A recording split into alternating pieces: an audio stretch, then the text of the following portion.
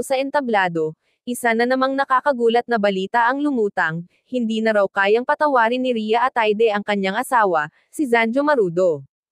Ang minsang matatag na relasyon, ngayoy tila tuluyang gumuho. Narito ang buong detalye ng istoryang ito na nagdulot ng matinding emosyon sa publiko. Tahimik ngunit puno ng lungkot ang mga araw ni Rhea Atayde nitong mga nakalipas na linggo. Sa bawat paglabas niya sa publiko, halata sa kanyang mga mata ang pagod at bigat ng loob, isang larawan ng babaeng nakaranas ng labis na sakit mula sa taong minsan niyang minahal ng lubos.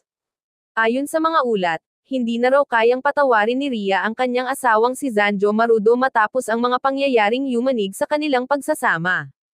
Ang relasyon nilang dalawa ay minsang itinuturing na isa sa pinakamatatag at pinakamahinhin sa mundo ng showbiz. Tahimik, totoo, at walang halong kontrobersya.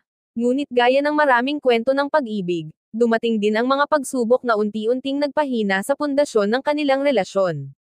Ayon sa isang malapit na kaibigan ng mag-asawa, nagsimula raw ang lahat sa mga simpleng hindi pagkakaintindihan, mga tampuhan na sanay kayang ayusin sa isang mesensinang pag-uusap.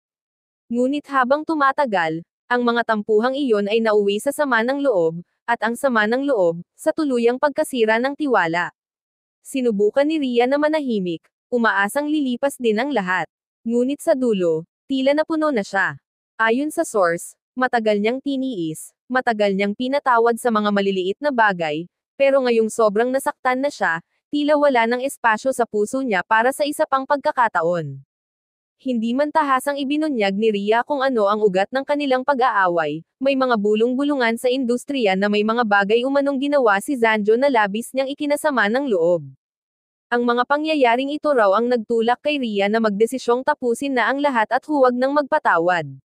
Sa isang panayam kamakailan, bagaman maingat sa kanyang mga salita, tila may bigat sa tinig ni Rhea nang sabihin niyang, may mga bagay na hindi na maibabalik, kahit ilang beses mo pang gustong patawarin. Ang mga katagang iyon ang naging hudyat ng kanyang damdamin, hindi ito galit, kundi pagod, pagkadurog, at pagkadismaya. Marami ang nagulat. Ang dalawa, na minsan ay simbolo ng maturity at respeto sa isa't isa, ngayon nauwi sa katahimikan at hiwalayan. Maging ang kanilang mga tagahanga ay tila hindi makapaniwala.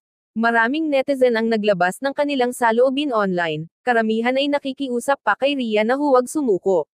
Ngunit ayon sa mga nakakakilala sa aktres, matagal na niyang pinag-isipan ang desisyong ito, hindi ito padalos-dalos, kundi bunga ng mahabang panahon ng pagod at pagkasawi. Ang pamilya Atayde, ayon sa mga ulat, ay nananatiling tahimik tungkol sa isyong ngunit buo ang suporta kay Rhea. Si Sylvia Sanchez, ina ng aktres, ay umano'y laging nariyan upang damayan ang anak, habang ang kanyang kapatid na si Arjo ay galit na galit umano sa mga nangyari. Isa raw sa mga dahilan kung bakit mas piniling manahimik si Rhea ay upang hindi lumala pa ang sitwasyon at mapanatili ang respeto sa pagitan nila ni Zanjo. Sa panig naman ni Zanjo Marudo, nananatili pa rin ang katahimikan. Wala pang anumang opisyal na pahayag mula sa aktor. Ngunit ayon sa mga nakakita sa kanya, tila ramdam din ang bigat ng kanyang dinadala.